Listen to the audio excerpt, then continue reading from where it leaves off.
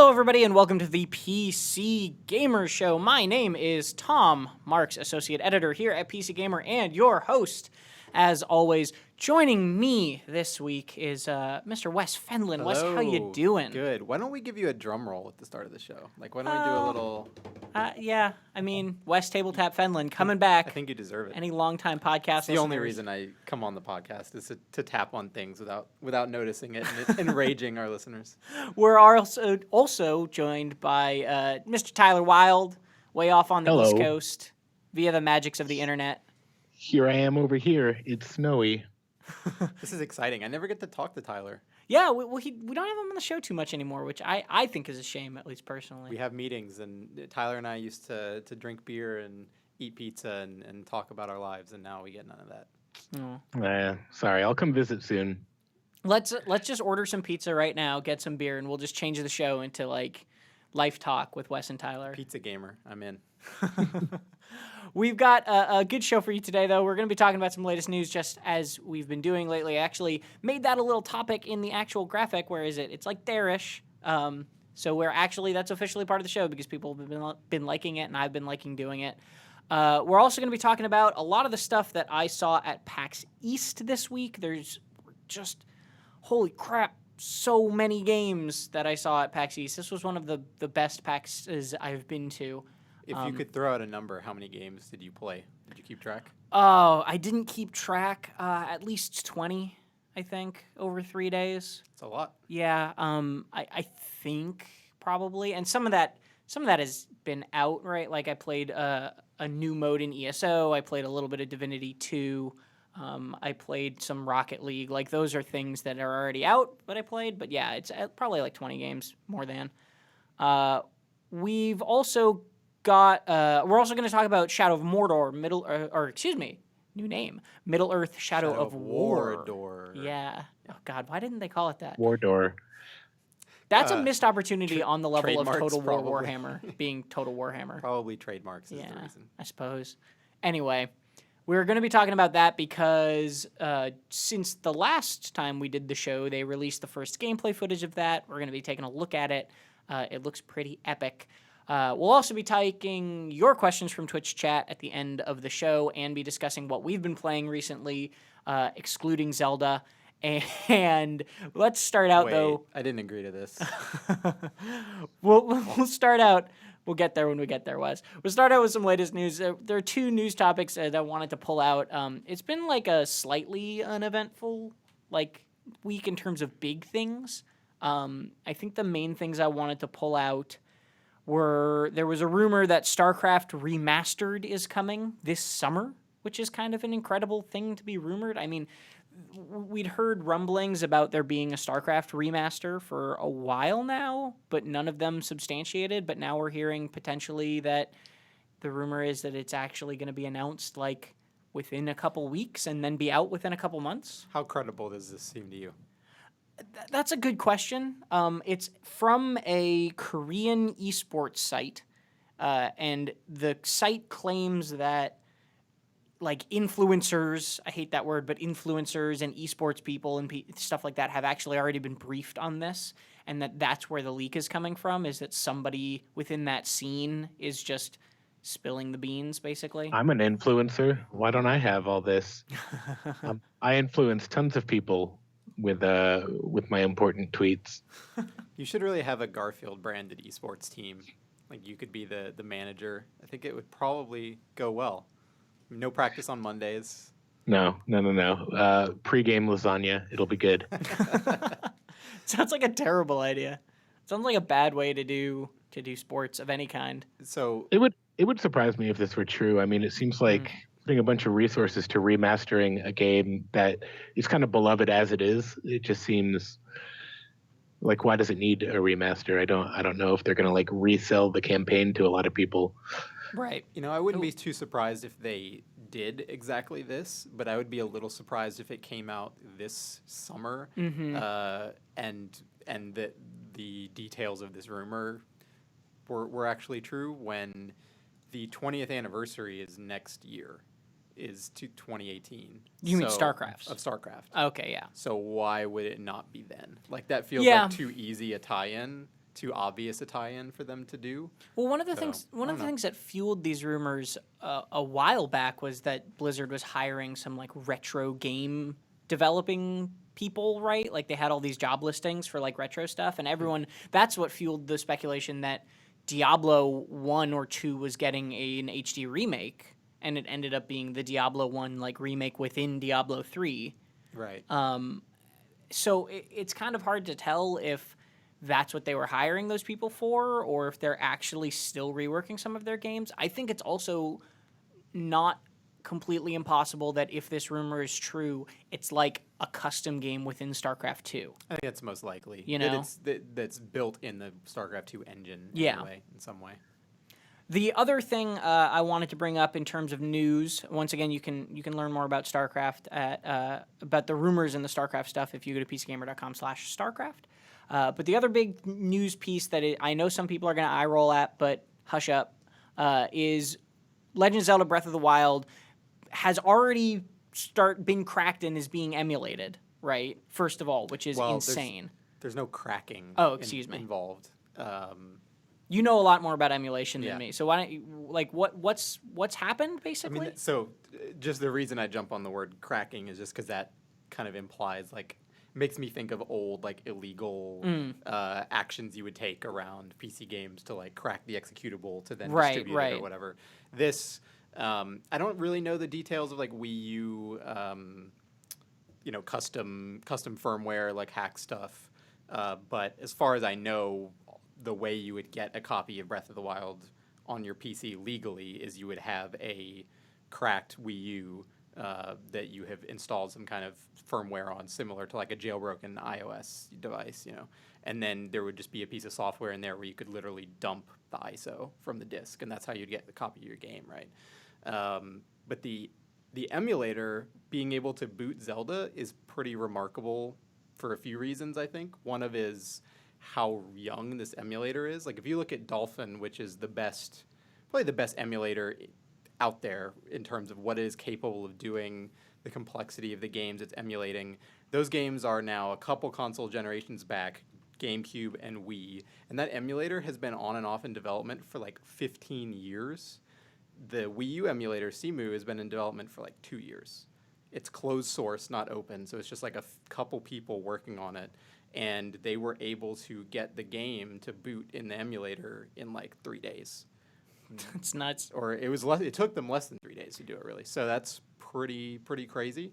So I know a bit about what goes into emulation, but the reason it's so difficult and the reason it takes crazy amounts of processing power, even if you've got a PC much better than a GameCube or whatever, is because the emulator is essentially like live translating a different code language, right? Is like kind of what goes into it. Yeah, and not just the language of the game, but the language of how the processor works and how the graphics processing works and all of that stuff. I mean, imagine if you were a computer engineer who understood who could look at documentation for like an Intel CPU and you could read it and understand how it worked. And then imagine having to do that same thing, but for a different CPU architecture that you don't have any documentation for. So you just have to like plug shit into it and see what it does, and then reverse engineer how it works based on seeing what it does, and then translating that to run on a different piece of hardware, right? So that's why this is all just practice for first contact with aliens.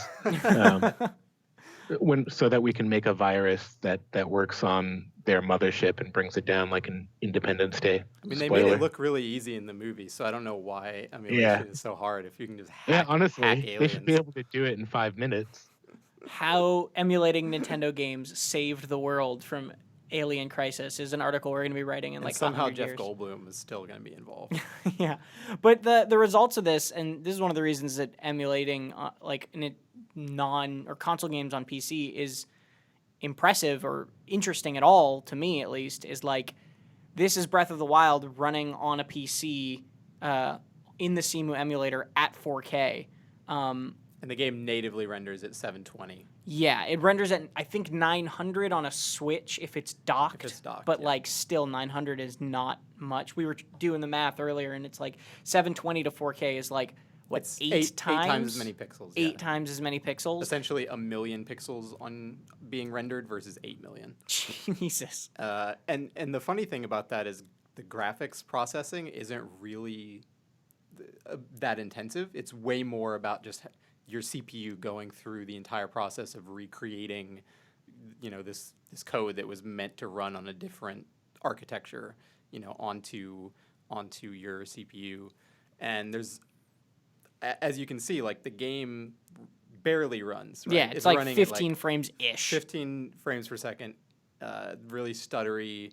There are things that I don't know if they're in this video or not, but that just don't work. Yeah. Elements of the Wes, physics. the human eye cannot see above 15 frames a second. Everybody knows that. Oh, I'll be on NeoGAF defending this in 5 minutes. Tyler, we wrote a whole article about this. Damn it, we talked to researchers. It was very serious. We did. That's a great article. I'll link that in the chat. But yeah, so a lot of things about the emulation don't work properly right now because every game utilizes its console hardware a bit differently. To properly emulate a system, you have to account for a billion variables. So like in Breath of the Wild, I think physics for at least some objects don't work right. Like the grass is being rendered, but it's not properly attached to the surfaces, like to the ground. So it renders like underneath the ground, so you can't see any of the grass. I think collisions like with water don't work, which is pretty important for swimming, for example. So there's just there are going to be like a million little things like that, some of which they'll probably be able to fix and will make the game like, oh, swimming didn't work a week ago, now it does. That's like a massive component in the game that is now playable. But then there'll be other like weird little things where it's like, what happens when you use this certain ability and then a bomb goes off, or you shoot an arrow through fire and it does, gets deflected off something. Like there's going to be all these tiny little elements that could take a really long time to properly emulate. And that's just down to them being able to figure out why something is broken and fixing it. So who knows how long it'll take before it's really as good as playing it on a console. Could take years. They've kind of hinted at it being able to do it this year, but that's very optimistic. And off the back of that, their Patreon has gotten like $15,000 more a month Oh my God. in donations in the past 2 weeks. That's insane. So the pressure is on, that's for sure. I love PC gamers and modders for making this stuff happen, though. It's also going to be really interesting, potentially really interesting from a legal perspective, because up until this point, the argument has kind of always been like emulators themselves are legal. These people write their own code. They're not using code that Nintendo owns, right? So if they can reverse engineer it, hats off to them, it's totally legal. These guys, but emulators are also always distributed for free. These guys are now pulling in $20,000+ a month, more or less directly based on the fact that they are showing you can play this hot new game that Nintendo has used to launch their new console that they very much want to sell many, many units of. Right. So if there's ever going to be a case where Nintendo says, or Sony or anyone says like, we're going to sue you over this emulator, this feels like it will be that case. So. And it's Patreon, so they're essentially soliciting donations. They're not like selling the product, right? Which is where the gray area comes in. Mm-hmm. And also, at what point is like locking access to people who donate? Can you construe that as selling in court? I don't know. Yeah. They do release it publicly after like a few days, I think. So I don't know. I'm curious to see if any legal action comes out of it. I would hope that the emulator authors would win, but who knows? Varian Deal just resubscribed for 4 months in a row, so thank you very much for that. Let's move on to what we've been playing lately. Tyler, you've been sitting listening to Wes talk about emulation quietly, and I Very want happily. I want to hear enjoy it. I want to hear what you've been playing lately, though. Well, I've been playing Night in the Woods for one thing, which I'll I think it's just really great, and it's longer than I thought it would be. I've played maybe 4 hours, and I feel like I'm just getting into the meat of it now. So that's like a hard recommend for me. If you like cute and also sad and sincere and funny games. But obviously, the big thing that a lot of us are playing is Mass Effect Andromeda. We have early review code. Our review can't go up till Monday. I'm not reviewing it personally, but we're working on all kinds of supplementary reporting around it. And yeah, we're not allowed to talk about anything right now after like the first 2 missions in the game. Just to clarify for folks, we're going to be talking about Mass Effect Andromeda a lot next week on the show. So if you're really, really interested in Mass Effect Andromeda, I figured it would be better to have a longer discussion about that game when we can actually talk about it in more depth, basically. But I'd love to hear what your kind of initial impressions of it are. Sure, yeah. We're going to publish today an article with kind of a roundtable discussion of our impressions of what we're allowed to talk about, the first couple missions. It's, I think we all agree, it's not a great first impression. It's a really long game, but the intro that we can talk about sets up this sort of, I don't know. I don't want to do any spoilers for people who are avoiding any of the live streams and any of that stuff, but it comes off to me as kind of a generic setup that you don't have a lot of emotional attachment to people who are introduced and then kind of disappear. So yeah, I don't know. We didn't really hit it off at first. And the dialogue is sort of Mass Effect BioWare dialogue, where it's like it begins with a lot of exposition, asking every question in the dialogue wheel until someone explains exactly what their stance on everything is. So far in those early missions, there's not a lot of characters doing interesting character things. It's just them explaining their personality to you, which has been a point of our criticism so far. But again, there's 10, 20, 30, 40 hours to be had. So the first 2 hours of play, it's hard to say. Like Chris Thurston, who is reviewing it for us, he's played a lot of it, and obviously he can't talk publicly about what he's played. He is enjoying it, and he feels like BioWare games always start slow, and this is just something we're used to. And there's a lot of exposition, and you kind of slowly ramp up relationships with characters, and so basing criticism off of just the first couple hours is tricky. But you'll see, Tim Clark, he hates it so far. Yeah. When Andy Kelly and I played through the first couple hours of the game for the preview last month, I guess it was, he wrote an editorial which I completely agreed with, which was how disappointing first contact with the Ket was in the game, where it's like, oh, we're in a brand new galaxy, endless possibilities, let's meet some new alien species, and you run into them, and the game is set up in such a way that you just immediately, they are aggressive, so you kill them. And that's your entire formation of this relationship is, well, they pointed some guns at us, so we shot them, and now they're the bad guys for the rest of the game. Maybe there's going to be a great twist, 40 hours into Mass Effect Andromeda, where the Ket or somebody is like, hey, fuck you for just shooting us, but back on this planet back here, we were just defending our property, and you guys just came in and were total dicks, and now we're in this war that we didn't want to be in. That would be great if the whole setup was twisting this shitty moment around, but I don't think so. I think they're just the bad guys, and it was kind of disappointing that the whole framework of the game is just around this moment where you shoot a couple of them and they're bad now. Yeah, I will say, again, based on only those first 2 missions, it's very much space opera. It's not,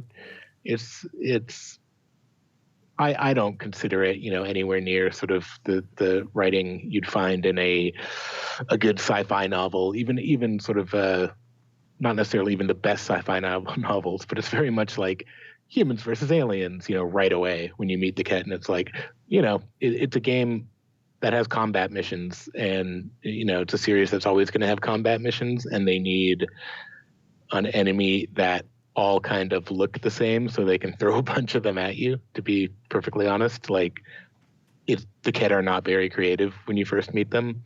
I can't say anything about what happens later in the game with them, but yeah. Just give us something better than like Tech War, BioWare. I've actually never read Tech War. It could be great. I just assume it's really bad. It was William Shatner writing like non-licensed Star Trek or something. Yeah. So without spoiling anything, without saying anything past the point we're allowed to cover it, I will say I am enjoying the game, but I can criticize pretty much every aspect of it heavily. But I think, to me, the same goes for Mass Effect 1, 2, and 3. I can sit and pick those games apart and everything that's wrong with them and still be like, I had a great time as this character, Like being Shepard, I remember really fondly. I don't know yet how I'm going to feel at the end of this one, but there's like a ridiculous amount to play. So basically our consensus is we'll give you our opinion on the first couple hours, but it's not a game you can talk about in 2-hour increments when, it's a BioWare game. It's massive.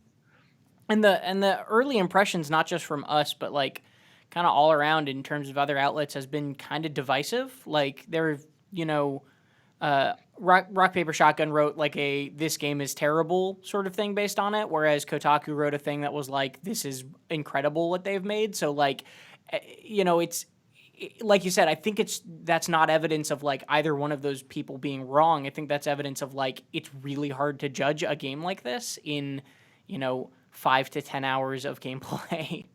Yeah, I mean, we're divisive in the team, Yeah. Like during our meeting this morning, our boss Tim was ranting about how he wanted to burn it to the ground. Awful. It's like, James, you are not allowed to like it. Yeah, you cannot have fun. And my feeling is that like his criticisms are totally fair, and they're the right criticisms to make. However, I'm enjoying it. That's all I can say without going past the 2-hour mark or whatever it is. Yeah. It's frustrating that we can't talk that way, but yeah.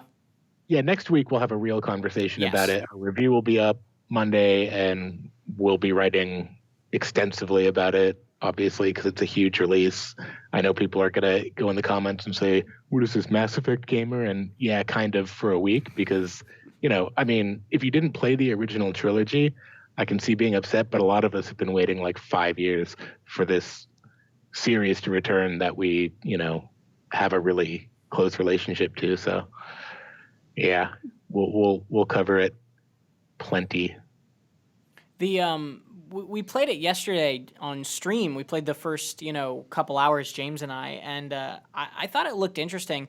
The funny thing though, and one thing I did want to bring up about it is like the faces look ridiculous. Like some of them do.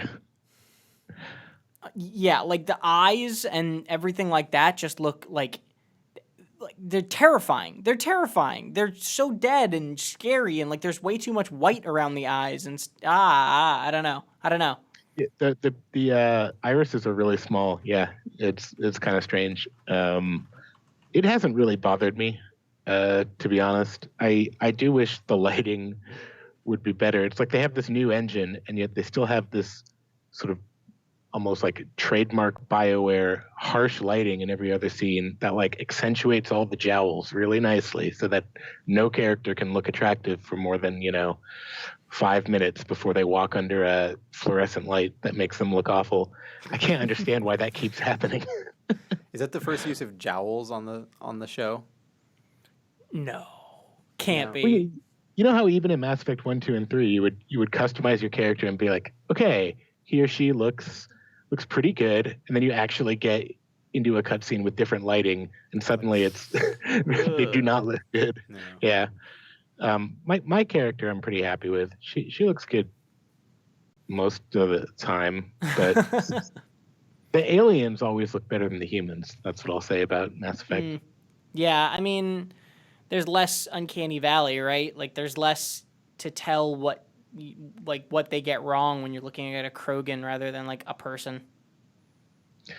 maybe I could compare between Andromeda and like Mass Effect 3 and be like, actually, they've got Krogan anatomy all wrong. I don't know what happened. Well, we've got lots more Mass Effect coverage coming up over the next week. We are going to be talking about it longer next week's show. You can go to pcgamer.com/mass-effect-Andromeda to see all of the coverage we put out right now. And like Tyler said, we've got kind of a group impressions piece going up later today. But Wes, what have you been playing lately? Have you been getting into anything that's not Zelda? Also, because our tags on our site are a little weird, Mass Effect 4, Mass-Effect-4, I think is the right tag. Okay. Don't ask why. Just go to the tag.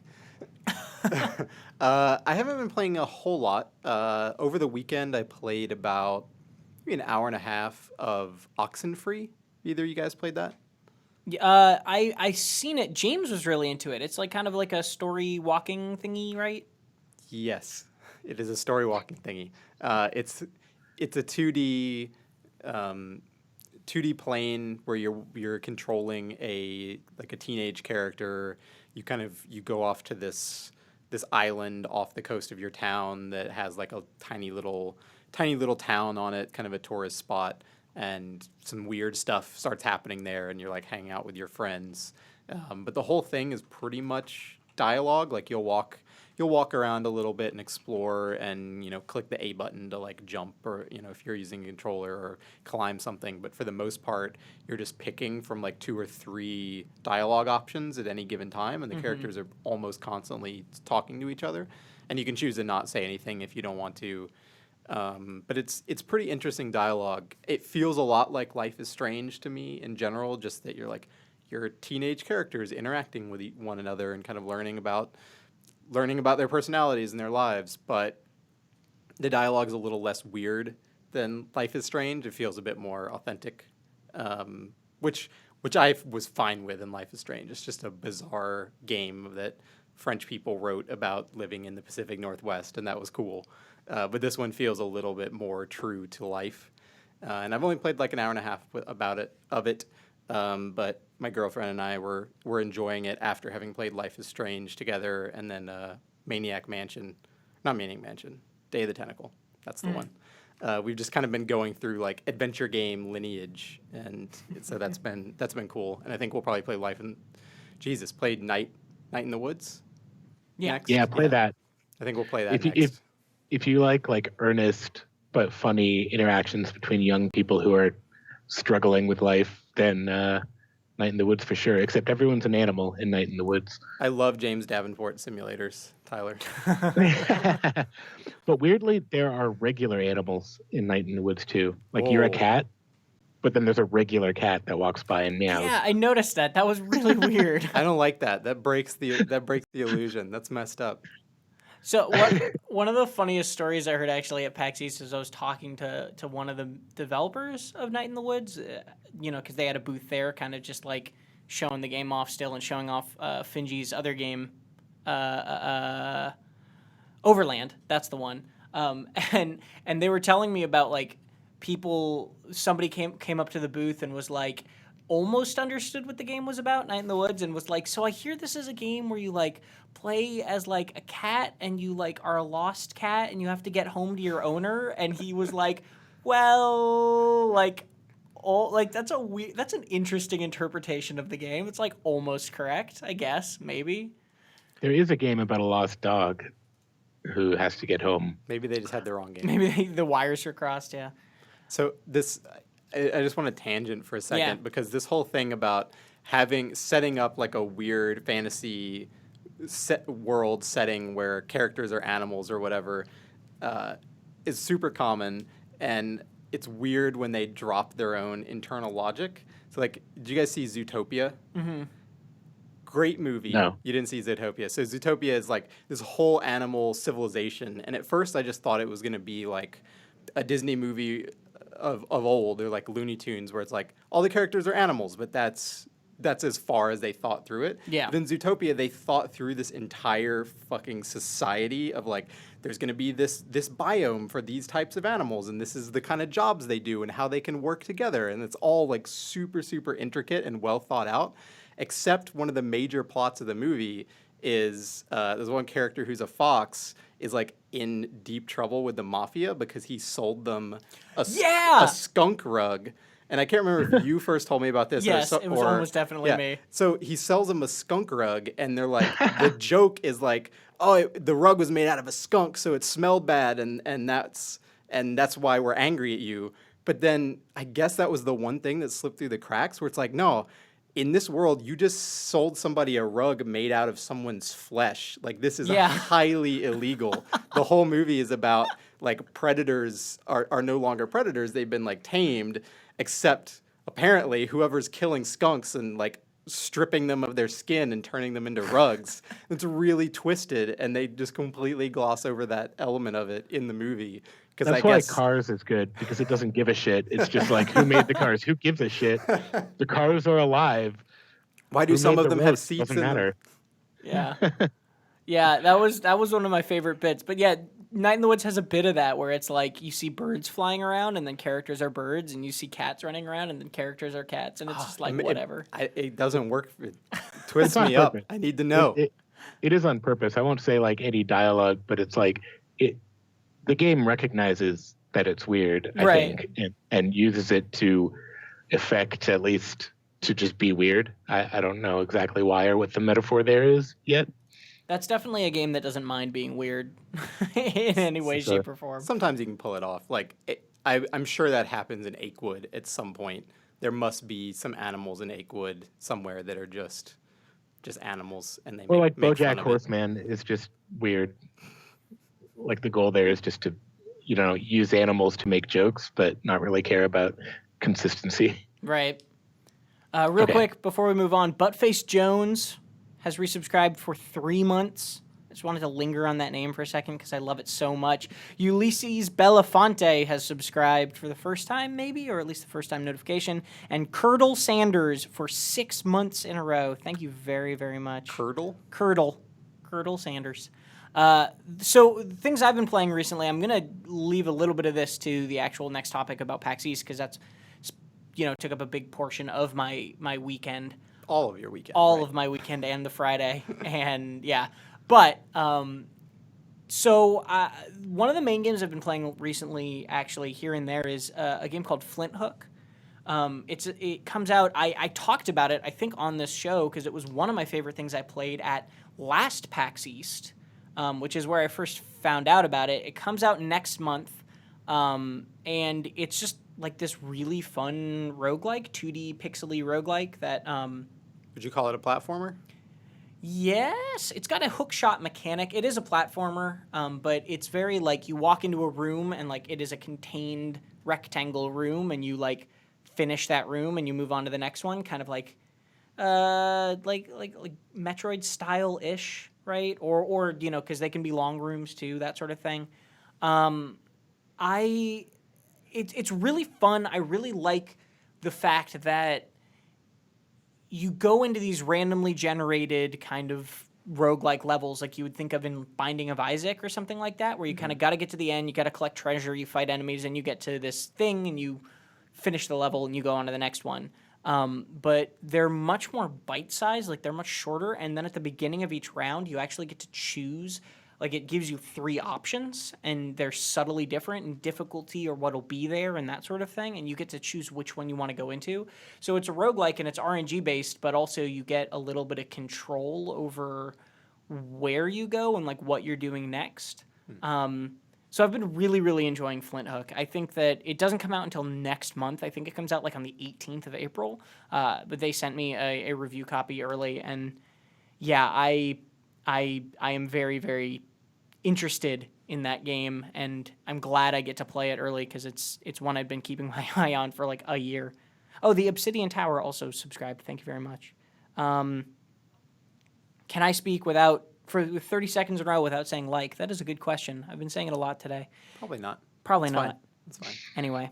What if I talk about how much I like something? Like my God, like that Tyler's dog Sunny, who has just made an appearance on camera. She was sitting at my feet, and I was petting her, and I realized it looked weird that I was just constantly reaching down and doing something off camera. so I figured she could join us for a sec. Oh, she doesn't want to be in my lap. There she goes. Oh man, that is a cute puppy. Have you like indoctrinated her with PC gaming yet? Is she a PC gamer? Oh yeah, for sure. She's gonna build her first system any day now. She'll play Night in the Woods. And question why there are cats and cat people. Yeah, that actually disturbs her quite a bit. But let's move on to PAX East, because I do want to talk about.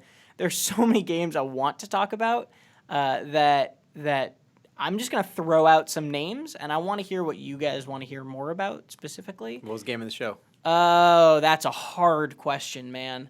Game of the show that's not out already. Game of the show that's not out already? Jeez, dude. I don't think... See, that's a weird thing about PAX East.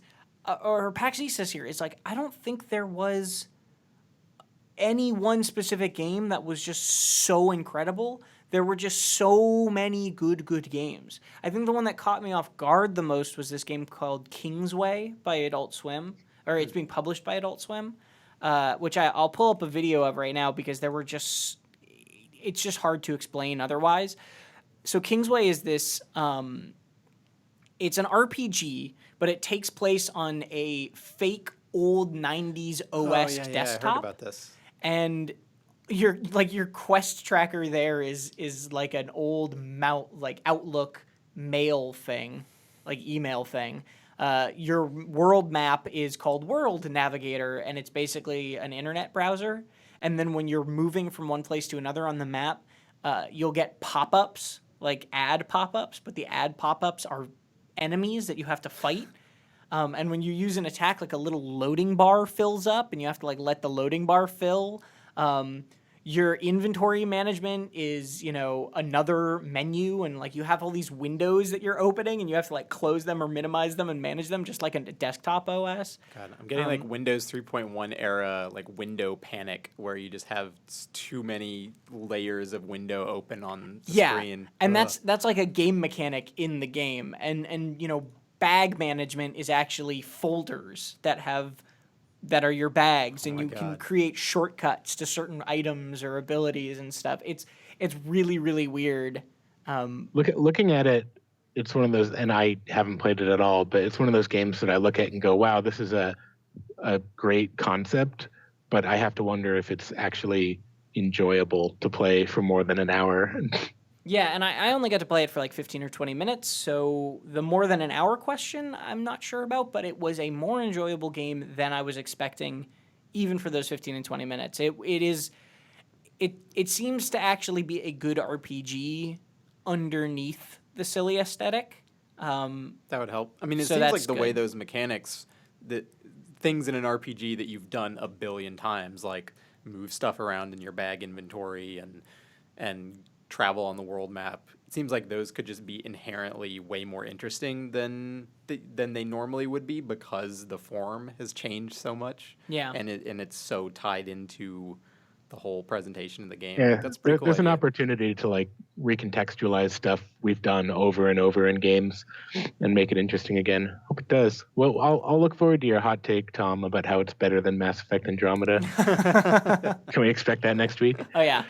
I'm writing There's it going to right be like now. one article on every website that's like, here's why you should play this other RPG. I'm sure of it. Got to take down the Mass Effects. Well, it was an interesting game. It surprised me. They also had a really nice booth, because they were in the Adult Swim booth, which was huge, right? By the way, basically everything being published by Adult Swim in that Adult Swim booth was interesting or cool. Like except for the Toe Jam and Earl game, which I got to play at PAX West and I thought was terrible. Like, I don't know if it's just the concept doesn't hold up well nowadays, but I thought the new Toe Jam and Earl game was really bad, really, really bad when I played it at PAX West last year. Bummer, dude. Yeah, I don't know. Maybe that's too early for me to say, but still. But everything else in the Adult Swim booth looked great, and they had one computer for Kingsway, and they went out and apparently bought, like they went to Staples or something, and they bought the shittiest fake wood-paneled desk like old 90s desk they could find, and they put like floppy disks and old books and stuff into it, and got a really old CRT monitor to play on. Was the tower the right beige? No, it was actually like a good computer tower, but they did have it in one of those little tower cabinets. So close, Yeah. Adult Swim, so close. You botched it at the last step. You gotta have a beige tower. Did we ever figure out why all computer cases were beige for like 15 years? That's a good question, actually. We talked about doing a story about that. I don't know if we pursued it. Yeah, well, we should. We should. Well, so there was a lot of other stuff, though. So I'm going to name some things, and I want to hear what you guys want to hear about, both in Twitch chat, but also you, Tyler, and Wes. So let's see. I played the new Divinity Original Sin 2 update that's coming, where I got to play the Polymorph class and the Summoner class, which was really, really cool. I got to see this really cute game called Machiavillain, which is like a prison architect, but in a haunted mansion. I got to play the single player of Tooth and Tail. I got to play the Pathologic remake. I got to play Sundered, which is the new roguelike light game from the makers of Jotun, which was damn beautiful. I got to play Absolver, which is not new in terms of showing at cons, but was just one of the coolest fighting games I've ever played in my entire life. I got to play Lawbreakers, which has been updated a lot. I got to play a new Rocket League mode called Drop Shot, which looks really, really cool, and was really fun. Got to play Nidhogg 2. Got to play Chasm, which is finally coming out this year. That's what I want to know about. You want to know about Chasm? I want to know about Chasm. Okay, the other two options, real quick, were I got to play Snake Pass, which is a lot of fun, and not just a Switch game, which I didn't realize. It actually was a PC game first. And then I got to play Quake Champions, which I am definitely going to talk about, because I have mentioned on the show before that I was really, really interested in actually trying that game. But Chasm, yeah. Chasm is that a pixel not... So this is a weird thing. It has roguelike elements, but it's not actually a roguelike? It was one of the first games, I believe, to jump on the Kickstarter wave of Metroidvania, like indie 2D pixel art, Metroidvania, roguelike, hashtag bandwagon. And so it was probably kickstarted in like 2013, something like that, like not long after Double Fine probably. And now it is coming out supposedly. Supposedly this year. They've been working on it for like 5 years is the point. It's been a long time. Yeah. And I talked to them a little bit about how, you know, the roguelike pixelated side-scrolling Metroidvania genre is more replete with options than it was when they started this game and when it got kickstarted, and they know that. And actually, I think was one of the reasons that they leaned away from the procedural generation stuff a little bit.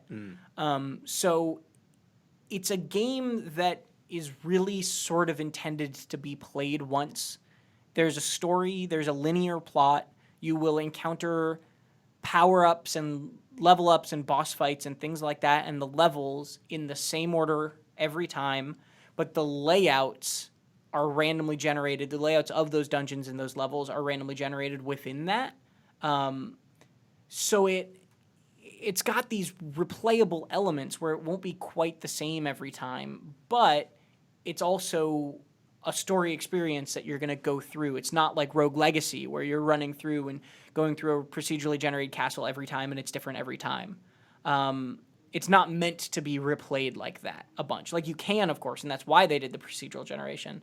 The thing he was saying to me, which I thought was interesting, was it was inspired by Symphony of the Night, the Castlevania game, and he said he didn't like... The creator said that, I think I was talking to the director, of Chasm. He said he didn't like that, you know, you knew what you were going to get every time you played it. You knew what this torch on the wall, when you broke it, would give you, what item you'd get here, and speedrunners had kind of memorized that stuff.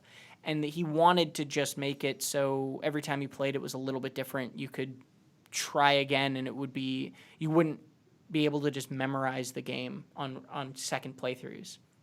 I'm skeptical that will lead to as good an interesting level design as if they had just designed those levels, you know, painstakingly by hand. But Yeah. we'll see. Yeah, it's... That's always my concern with procedural generation, but it seemed cool. One things I really liked about it is the native resolution of the game is like, I can't remember the actual thing, but it's something like 300 some pixels wide. And they made the entire game at that resolution and then upscaled it 5 times. So the animations are all pixel perfect to that resolution. And it doesn't look like a sprite kind of moving on top of a sprite background. They really do line up pixel to pixel, which is it's interesting, and it makes it feel like an older game, which is what they were going for, in a good way, I should say. Can we talk about Nidhogg 2 briefly? Because everyone in the chat is wrong. The new art style rules, and I love it. Yeah, I got to play Nidhogg 2. I got to talk to Mark Essen, who actually, I don't think I've said this on the show before, but Mark Essen was my TA in college. I went to the UCLA like game design program for college, and he was in the graduate program at the time, working on Nidhogg while I was there. He was working on Nidhogg for a long time. He right? was working on Nidhogg for a long time, but like he would bring it to game art show galleries and just set it up on a projector with NES controllers, and we would play it, years before it came out. Wow. It was really fun. So the art style, I've heard several people say that they thought it was very ugly on first glance, which I would say, like, I was like, what the hell did they do this game? But then once they saw it in motion and played it, they were like, oh, actually, it's gorgeous. Did you have that experience? So here's what I'll say. I'll pull up this video of it that I believe is from Polygon. So thank you, Polygon, for having video of gameplay. The character designs I'm still not sold on. I will 100% agree with that. And actually, this level looks worse than when I played it. The background stuff, like there's a lot less detail in the backgrounds of this video because it's older. The character designs, I still am not 100% sold on. They look weird and they look bug-eyed and strange. I will agree with that. That's why they're incredibly good. Everyone, you're all wrong. I think it looks great. Everyone in the chat's wrong. The whole world's wrong. So the thing I will say, the level design in these games and the art in the levels is incredible. It is so beautiful, and I wish that there was the more detail that I saw in this video, because the levels are just lush and beautiful and have all these effects over them, and it just looks amazing, like way, way better than even what's shown here. Another thing that I thought was interesting is every time in the demo I played, every time you respawned, you'd kind of have randomized features. Like your character would look a little bit different and a little bit grotesque, or like have a different face. Like there's a skeleton now. He's a skeleton instead of a guy. And yeah, I liked that. And he was saying that there might be, they aren't sure yet, but they might be working on, like there might be cosmetics or there might be customization within the game, or it might just be random still. They really don't know yet. So it's not going to be like you have to, like you're only just going to play with these guys. Like they're still working on it. That being said, though, I do think it's just a little bit of, people not getting used to it. And it was really, really, really Nidhogg at its core. So I want to ask you guys a multiple choice question of how you would describe the art style. Okay. A, R. Crumb, but with color. B, Ren and Stimpy, but less crazy. Or C, The Simpsons in claymation and then melted. Or D, insert your own. It's definitely, the yellow guy definitely gets like a Homer Simpson vibe to it, but it's more Ren and Stimpy than any of the other things I think you said. Tyler shook his head at that one. I don't think he agrees. Really? No, I do. It was difficult. I think it's not as R. Crumb as the other options. It's not sexual enough. That's the problem. Yeah, it definitely isn't sexual. I love this is one of like the mansion levels. I can't remember what the actual name of it was, but in this section there's this little portrait of a Nidhogg dude, like with his sword, like he's been posing for this portrait, and then there's just like a guy petting a pigeon for no reason and like hung on a painting on the wall. It's got a lot of really nice little detail like that. It's a little bit Oddworld. Yeah, it is. That's a good one. but Yeah. but uglier. And I think I just have a fascination with like ugly art that is, very intentionally characters that do not look appealing in any way, like those stupid eyeballs and that Yeah. nose. I think that's awesome. I don't know. The thing I will say to everybody who's worried about the art is it absolutely still feels and plays like Nidhogg. It does not feel bad. It feels great. It feels sharp, and even with the new weapons, like there's a throwing dagger and a big claymore that swings really slow, and a bow and arrow. And even with those things, which there's going to be modes where you can turn those off if you just want to not even focus on them, it really does feel like Nidhogg. One of the things also with the level design that he's been working with and messing with more that I really like is like different levels. Like in Nidhogg 1, you kind of had the normal When you floor. say levels, you mean verticality? Verticality, in this case? yes. Not like maps. So but on the maps, in Nidhogg 1, you kind of had the base level, right? The base plane, and then there would be one up that was kind of head height, right? And in this, there's a lot of different ones. Like there's a level on one level, there's a plane on one level where if you threw your weapon, it would just kind of kneecap someone. And there's a lot more playing with that, and it makes the levels feel way cooler actually, and way more interactive. Yeah. Let's jump to some other stuff though. I wanted to talk about Quake Champions. If anybody else wants to hear about other things that I may have seen at PAX, please call out though. Quake Champions, man, I got to play Quake Champions finally, and we had an article go up. I can't remember who this was by.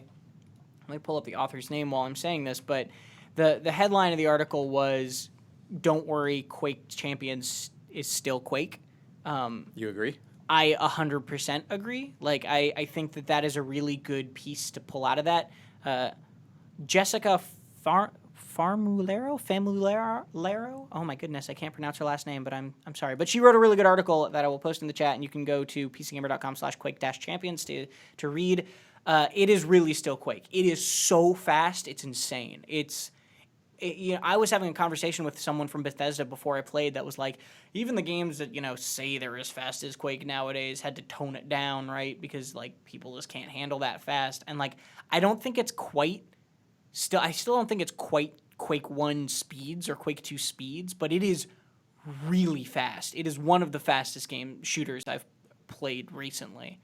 That's exciting. Yeah. I mean, I think less so when Doom actually came out and had an amazing campaign, but when Doom was first kind of being shown off, I know a lot of people were looking at it, people who really love old Quake and old Doom and like original Unreal Tournament and stuff, and were like, well, maybe it's faster than Call of Duty or Halo, but it's still not as fast as those 90s games. They're like, that's not as fast as it should be. It sounds like Quake, maybe Doom gave them the confidence to really go back to that degree of just crazy fluid movement. It's faster than the new Doom too. It feels more like Quake than the new Doom feels like Quake, if that makes sense. Like it is a quick game.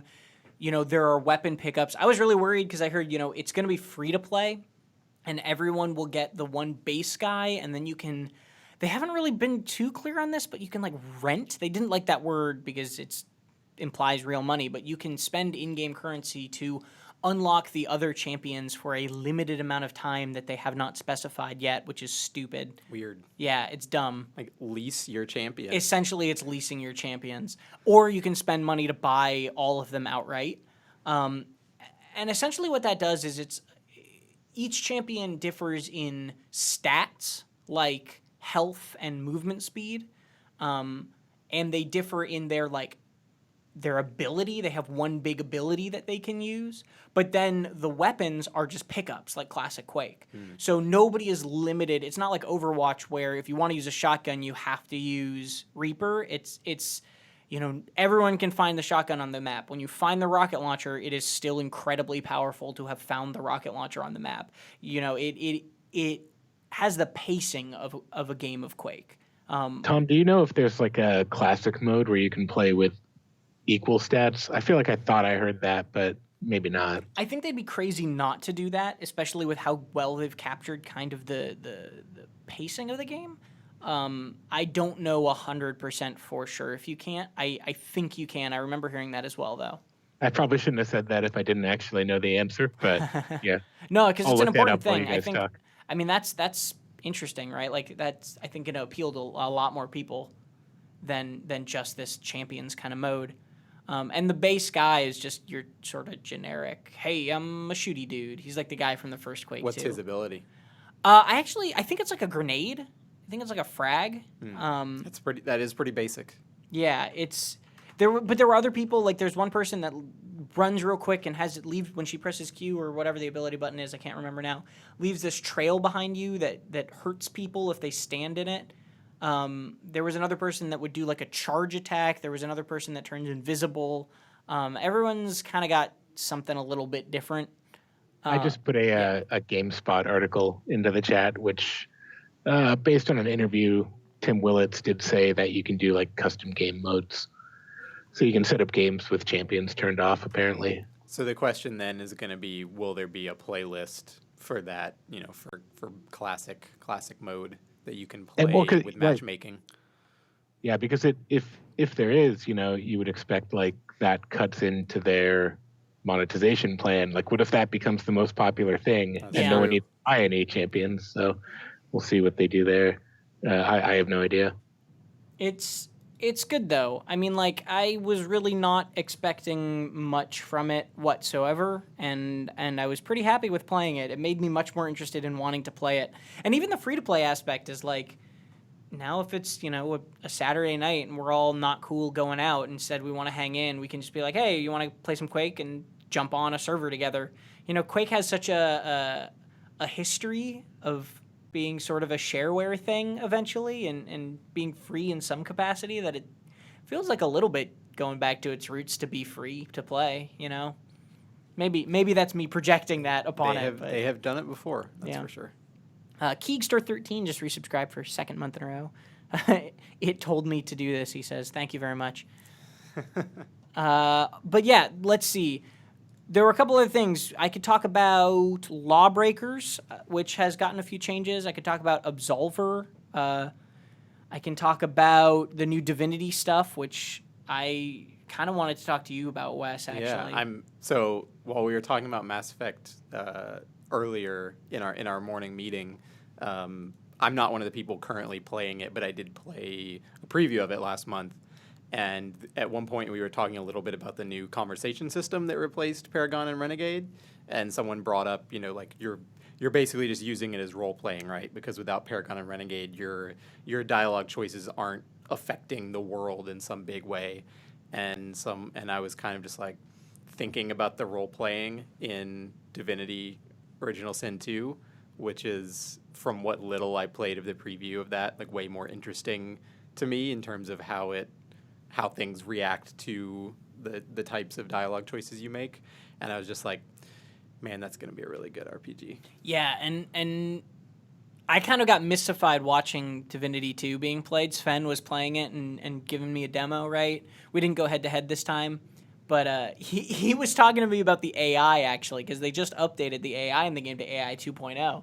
And I said to him, and now it plays chess. Instead of what it was all of the AI in the game was scripted specifically to the abilities that they would give the AI. So an ability would get scripted so that if the AI would say, okay, I have this ability, read this script, this is how I use this ability, and that would just be it, right? So it wouldn't do things like look at the battlefield and say, oh, I could shoot that person, or I could shoot the barrel next to them and it will spread and hit two of their people. It wouldn't ever shoot that barrel because it just didn't know it wouldn't think about that was a better thing. It saw, I have bow, I shoot person, right? It was very simple. And now it plays this chess game where it actually, as Sven put it, in the CPU time it allows, which is, limited, of course, to some degree, it calculates and it says, okay, I can do this and do that, and this is the outcome. Or I can go here and do this, and that's the outcome. Or I can go here and do that, and that's the outcome. And then it takes the best option and does it, which makes it incredibly unpredictable and also incredibly smart. And I asked Sven, I was like, so was this just always on the roadmap? Were you always going to eventually update the AI to Divinity and, you just hadn't gotten around to it yet. You were using the Divinity 1 AI and that was it. And he was like, no, we didn't plan on doing this, but we just added so many abilities to the game that we didn't have time to script them all. And I was like, what? And he was like, yeah, we just kept adding so much stuff to the game that we literally couldn't script all of the interactions. So we just made this better AI for it, which is an incredible reason to make better AI for a game. And it's really smart. It's really, really cool to watch it like thinking about stuff and not just being dumb. He also said they had to nerf the entire game after they put 2.0 in because they gave all the AI all these extra abilities because it was bad. And when it actually got smart, it knew how to use all of those extra abilities. And they're like, wait a minute. And they had to take a bunch away from them. So the thing that I really hope for out of that, which is kind of the same thing that I hope for out of any AI, is for them to be smart but not all-knowing and to make the same kind of stupid mistakes that you as a smart player could make. Yeah. Because you could have this grand scheme where you're like, okay, I'm going to do this arrow that hits 3 characters and then it's going to explode and the explosion will set off a poison reaction that's going to like do extra damage.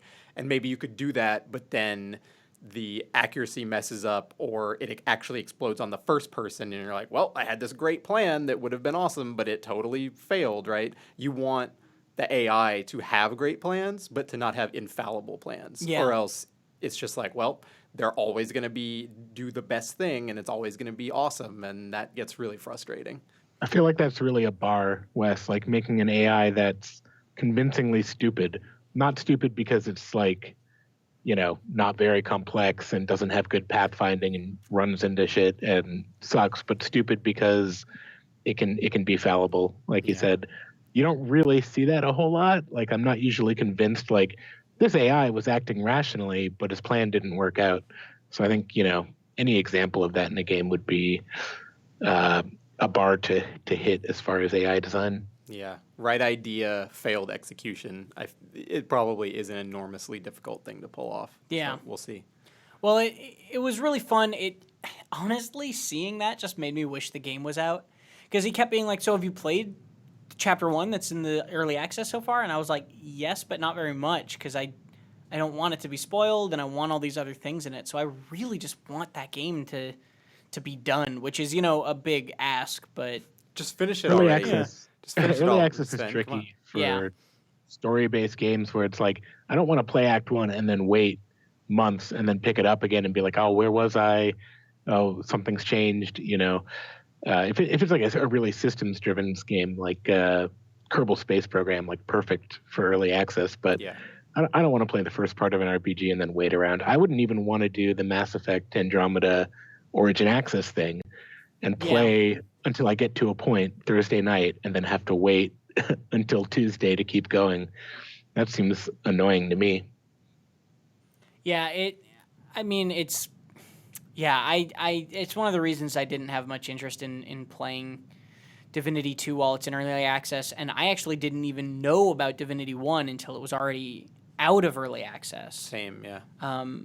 So I feel kind of burdened by knowledge in seeing this game right now. The flip side of that is the game is going to be undeniably better for having that incubation period in early access. 100%. Because they put it out in early access, and like some of the feedback I think was people really didn't like some of the changes they made to like maybe the armor system, or I can't remember. There were parts of it that were divisive, right? And those parts are going to be better for the debate of the community, whether or not they just say, okay, you guys were totally right, we're changing XYZ, or if they just figure out why people disliked certain aspects and go, okay, how can we improve our design, around to kind of fix those problems without necessarily changing everything. Like, it will be a better game for that. Yeah. But it is frustrating when you want to experience the whole thing together and you just have to wait. So just want to play it, guys. But it will be out this year as far as we know, unless that's what they've said. Unless something crazy happens.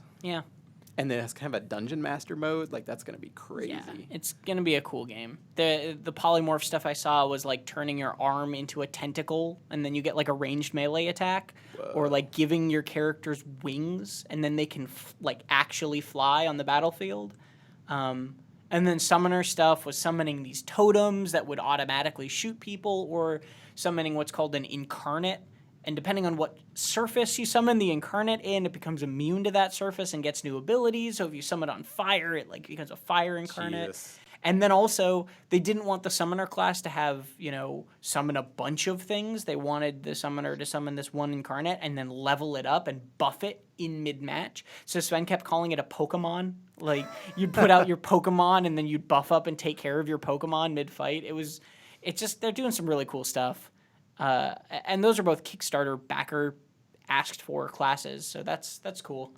I love that they took that, something that people asked for in the Kickstarter, and I guess they hit like a tier, right, to do that, and those could end up being the coolest classes in the game. Yeah. Like, it's nice to see that it's not just a Kickstarter thing where it's like, we put an NPC in the game, and his name is Steve, and he has a funny line because somebody contributed $200. It's like people came up with an idea that was really complicated, and they were like, okay, we'll go and make that then. We'll execute on it. Yeah. And the neat thing is, since it's Divinity, it's not a class, right?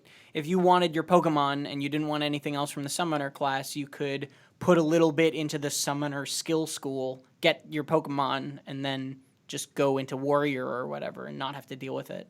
But it wouldn't level up as much because you wouldn't be putting as much into that skill school. Anyway, lots of RPG stuff. I do want to talk about Absolver because a couple people mentioned Absolver in the chat when I asked for what you wanted to talk about. So I will pull up a trailer for that. So Absolver is this really cool game that Devolver Digital is publishing. That's an online fighting game. Oh, I'm not playing that trailer. There we go. Really, really beautiful.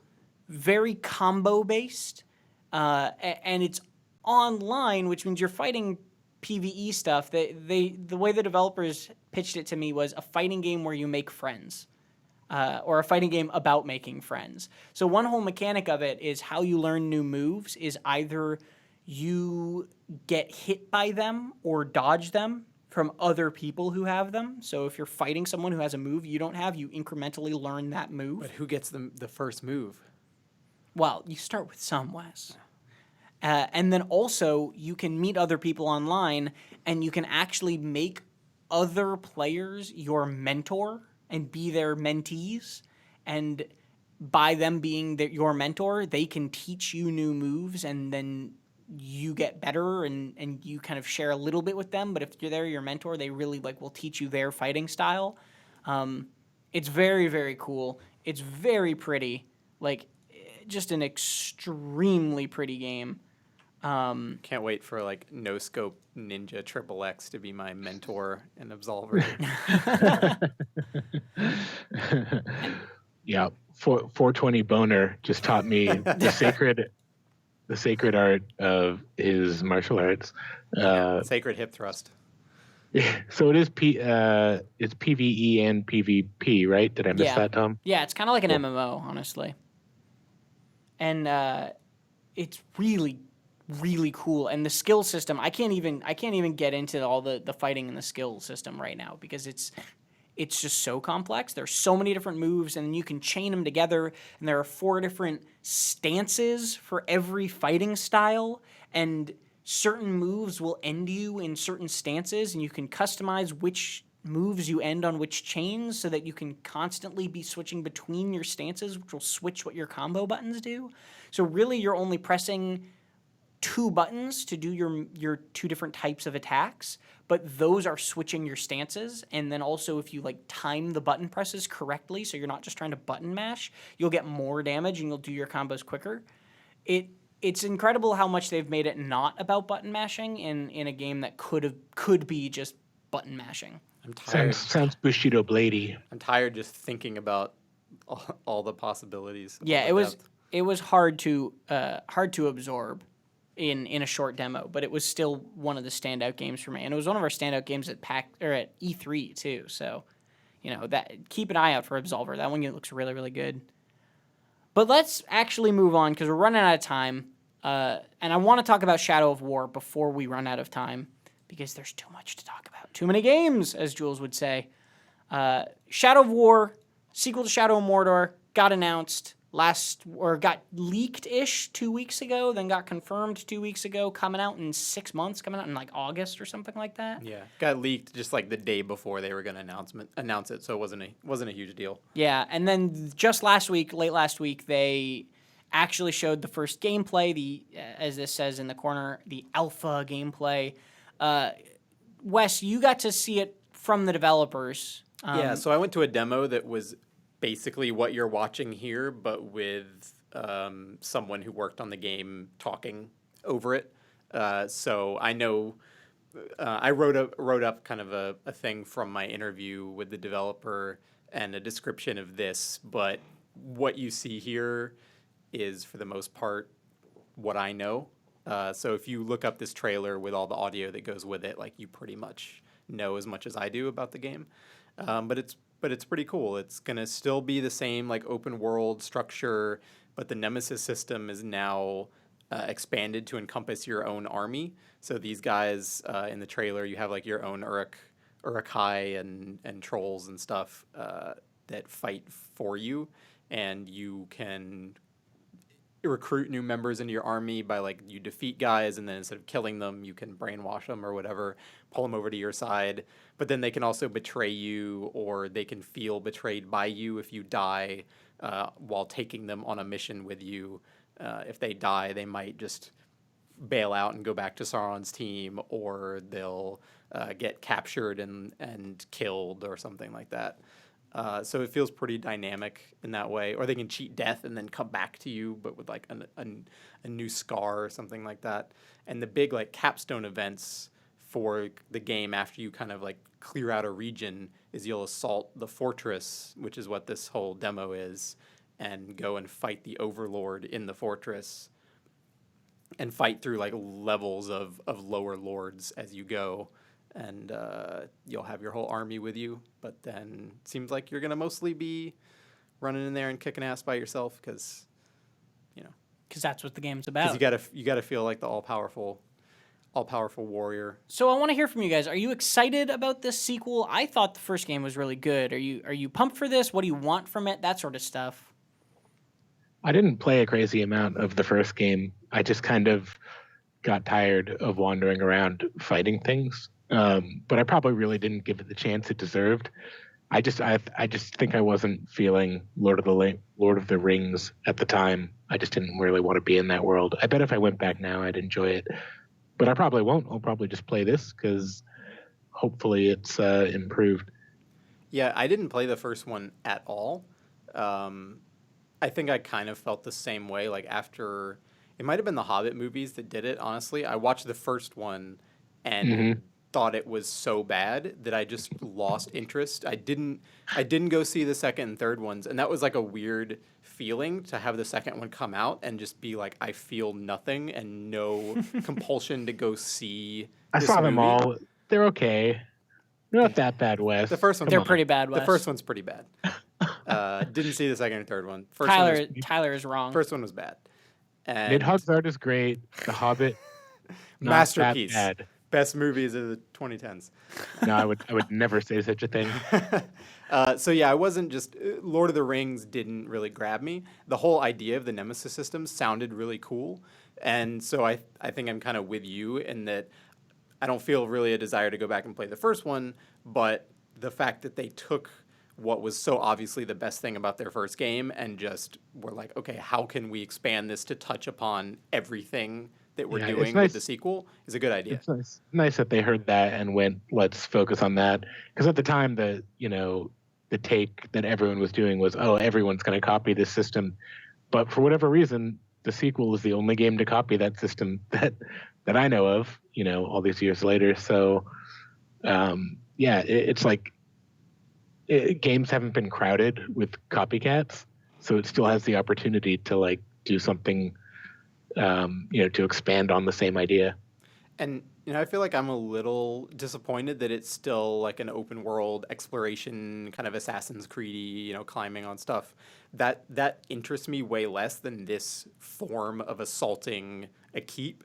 And at first, when they were just showing it, and at the beginning of this trailer, they have this kind of like overworld map layer where you're looking at your fortresses and you can see like what level they are and what they're producing and stuff like that. I was like, if this was just a strategy game and then you go and assault a fortress in this combat mode, like that sounds awesome and like really lean and like a very different take. And it is still going to have that whole overworld layer. And so I hope that part doesn't kind of just feel like we had to have an open world and it's just still here, you know? Not having played the first one, I probably won't be as tired of it as I might be if I had played that game and then it was just like, here's a whole nother open world thing again. But I'm definitely more interested in this fortress assault stuff and seeing kind of the climax moments for the Nemesis system than I am for that open world action. But hopefully both parts are good. Yeah, it's an unexpected angle for the series to take after the first one was so open world exploration heavy. But I agree, it's an angle I am almost more interested in now. And I did play the first one, and I think this one just looks like a really kind of cool evolution of what that first one did. And I'm interested in seeing more. You know, we haven't seen much. Also, real quick, I just want to praise the fact that, man, I love when AAA games are like, hey, here's the game that we just announced. Also, it's coming out in 6 months. Like, I really appreciate when they're not just trying to ride the hype train for 2 years or whatever it is. Absolutely, yeah. I was complaining like probably, I don't know, 6 months ago, like, man, we really haven't seen that much of Mass Effect Andromeda, you know, like not a lot of gameplay. And they just released like 36 trailers in 4 weeks. Yeah, they showed off. They went from nothing to everything in the Mass Effect Andromeda world. Too much. It's too much. It was too much. kind of insane how many trailers they have for that game. Hard to find a balance there. Yeah. Or maybe it's not. I don't know. I don't know. I would have just done less and then let people like me complain about it, but don't listen to us. Oh, we got a really sad part of the trailer coming up here. If you're watching along, well, after this guy talks about fire for a while. It's a long gameplay trailer, which I think is cool. The one slightly worrying thing about it to me is that it is the exact same run through of this battle that they staged, and like for good reason, right? That's how you demo a game. But for a game that's entirely built around dynamic systems, I really hope that it feels as dynamic as they say it's going to be. It's the same vertical slice. Exactly. Oh, your big ogre guy just got burned alive. He got burned the hell up. Aslar the Demolisher. He was so cool, though. Burned to the ground. But yeah, I hope that if I play this Fortress Assault in the final game, that it's nothing like it is in this video. Right. You know, I don't want them to have the same weapons. I want the weapons they have to be influenced by what resources they're able to gather that I haven't, taken from them on missions or something. And I want my army to feel totally different. And I want the moments when the spy comes in to save you to be totally different. So I hope that degree of the procedural stuff that they're building on is as absolutely varied as they are saying it will be. Mm-hmm. And that's one of those things that just remains to be seen, right? Like, we really won't know until we have it in hand. Mm-hmm.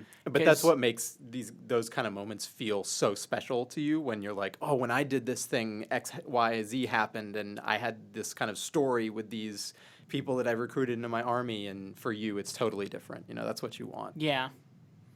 Well, I think the game looks cool. I mean, he's riding a dragon right now, or a wyvern, while attacking a giant. That's hard to complain about. And a giant with like a cannon on his back. He's Yeah. like artillery guy. Yeah, it's pretty dope.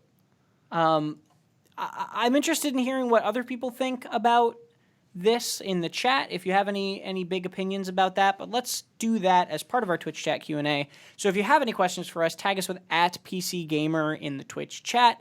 If you are a Twitch subscriber, we love you. Thank you very much. We will get to you first if we can. On top of that, you're always welcome to join us if you're listening along at youtube.com/PCGamer or PCGamer.com/podcast or wherever iTunes, on the train, in the car to work, whatever you do to listen to us. Thank you very much. You're always very welcome to join us at twitch.tv/PCGamer at 1 p.m. Wednesdays Pacific time to ask us your questions live and hear us ramble in real time. But now... Are we on like every podcast platform possible? Not quite. Are we on Stitcher? No. I don't know what Stitcher is, but apparently it's a thing people get podcasts on. I did not know that. Something we failed to mention that people have been talking about in the chat the whole time is that daylight savings time has started for us. Oh, we moved yeah. our clocks forward 1 hour, and it is not the same for everyone around the world. So sorry if you missed the first hour. Yeah, that happened. We apologize for our stupid time rituals, arcane time rituals that we follow for no reason. If you're in say England, I think you're gonna pop forward an hour in a few more weeks. Every year we have this issue with when we work with our UK team. Suddenly the times change, and ours does before theirs does. Well, we used to have to schedule our in posts in the CMS whenever we were scheduling something to go live in the future. We had to do the time zone conversion manually because it was set to, I think, UK time.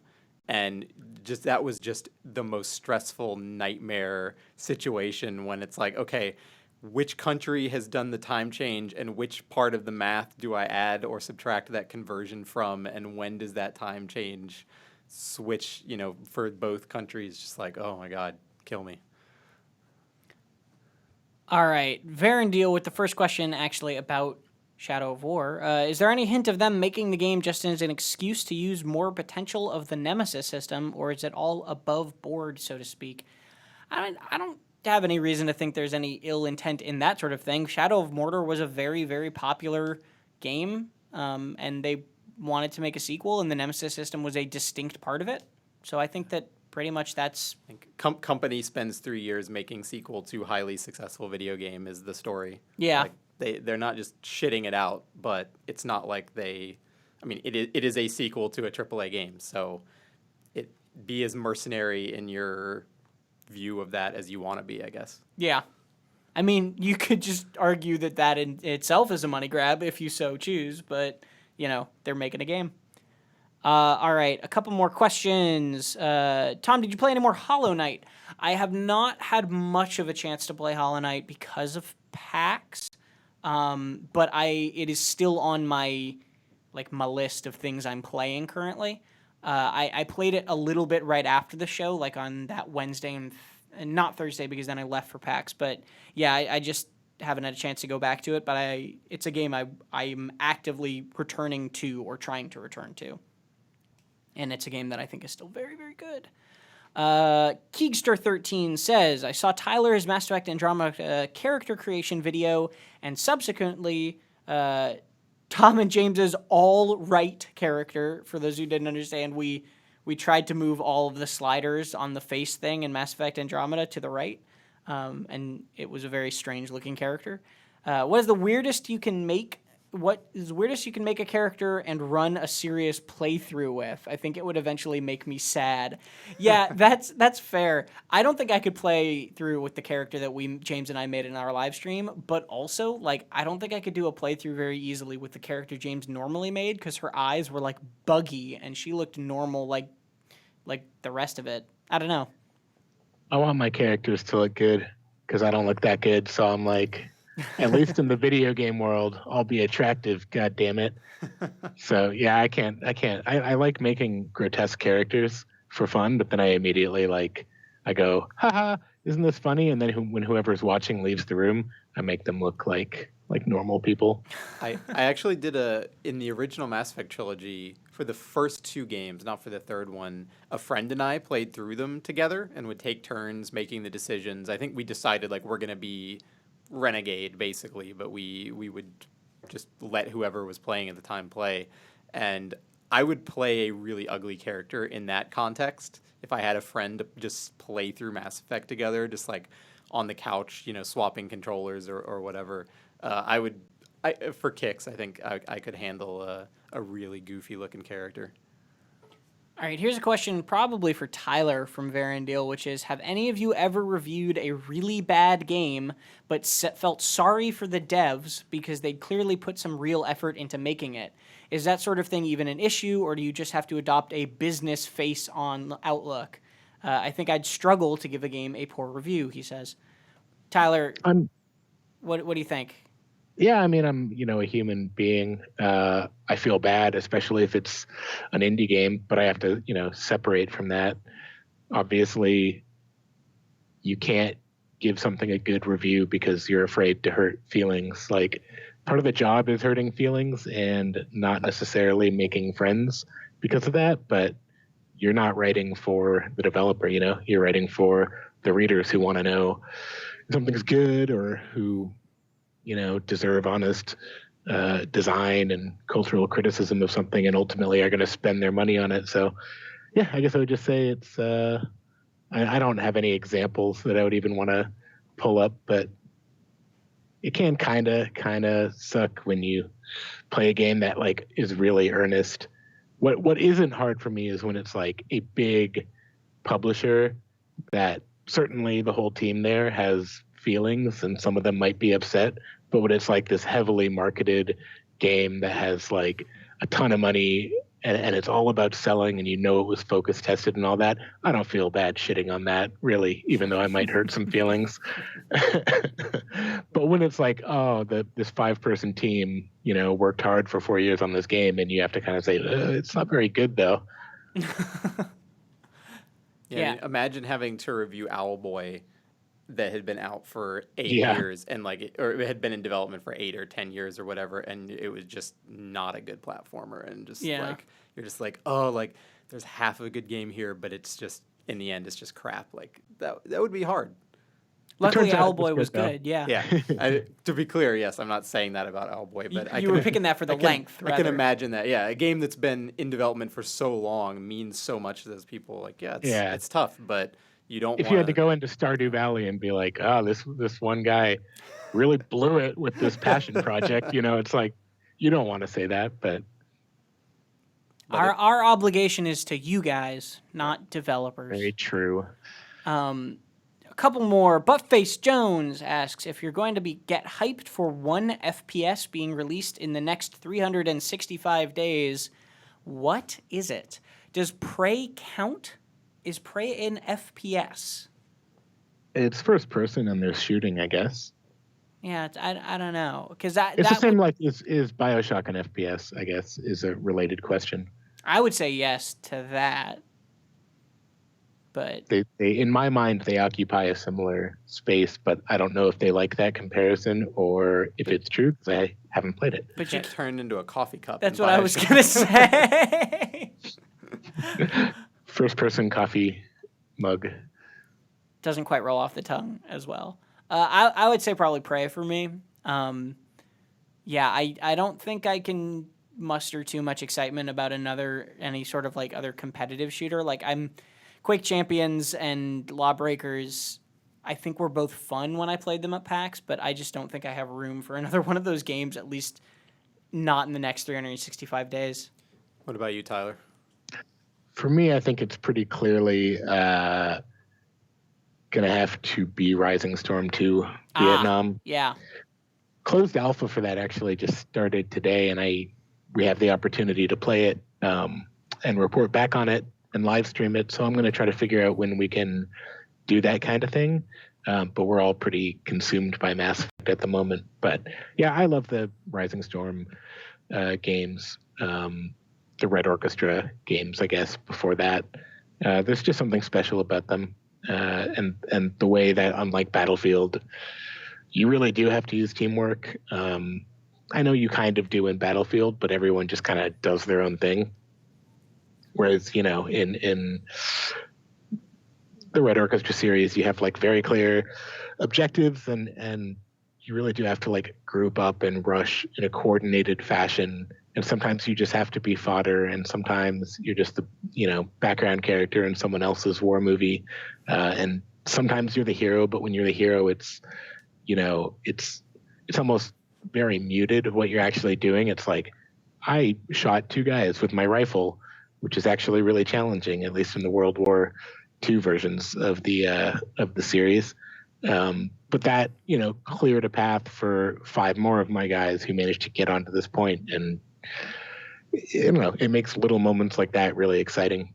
But you do have to die a lot and get shot from people you can't see.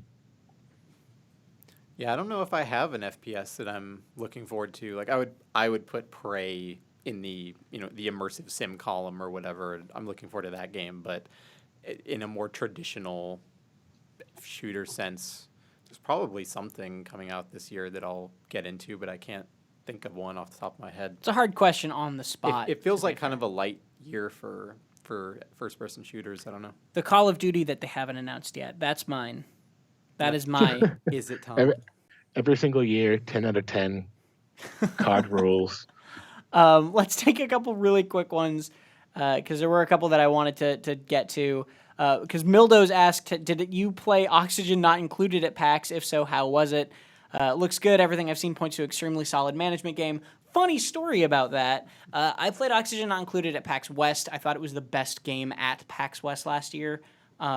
It was just phenomenal. This is the space colony management simulator thing from Clay, the makers of Don't Starve, kind of similar art style. The thing that is funny is that it's out, and it's been out for a month. And who knew that it had been out for a month? Because they just were like, on their forums, they were just like, oh, hey, by the way, so, we're going to release a pre-release alpha of this game on a hidden Steam page that you can only find through a direct link, and it's $20 and you can just get it. And if you buy the alpha, then you have the base game too.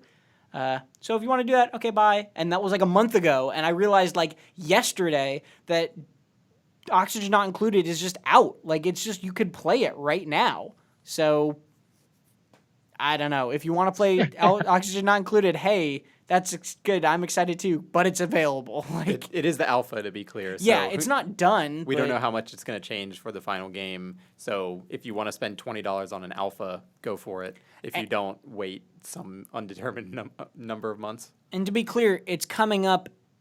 It's coming out in early access in May. So the alpha is going to differ from the early access in a couple months, but it is still going to release as like a work in progress game regardless. But yeah, it's just there if you want to play it. Yeah, just kind of hilarious that maybe I'm just way out of the loop, but that game is out. I think we had a lot going on. Yeah, we did. It was in the middle of, actually I found out at GDC because the Clay developers were like, I was talking to them about like all the different games that they had going on because they're working on like 4 different things or whatever.